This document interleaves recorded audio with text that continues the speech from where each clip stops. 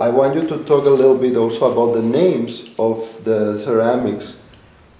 Oaxaca, Chinatacha, Iberville, Piro, Papago. Where all these names come from? Well, they're places, like also, you know, the French and the Spanish came to Louisiana, as you know, and it was, I mean, it's very international. This whole area, the Southwest, is very international, and that's another reason that it just seems more relaxed, and this is not, it's more about the landscape. And the different places where I grew up, it would flood.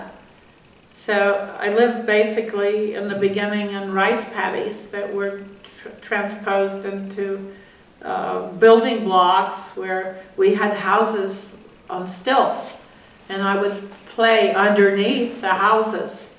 All the children would play in the mud and in barbecue pits, and so all of this was very natural to me. No trees, you know, because it would flood, and then we'd go to school in motorboats or my dad's big trucks from his office where he worked in building materials. So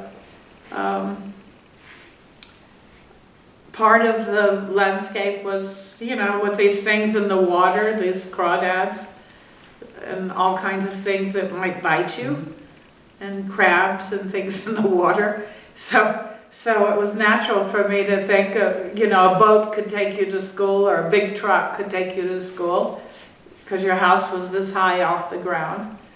And then they learned how to control the flooding and built underground drains and so forth. But in the beginning, if there were big rains, you know, it was very natural to just assume that the water would come and go. So this to me was very exciting. All the creatures and the things that floated, and the flowers that suddenly became filled with all kinds of insects. And you know, so it's kind of scary. Everything, or the mud crawdads with the, you know, the mud, they built that high, these mounds of mud. And so I liked playing in the mud too. That's what we call the barro barroco. The mud? The clay, and the clay. One of your quotes in the exhibition, it's called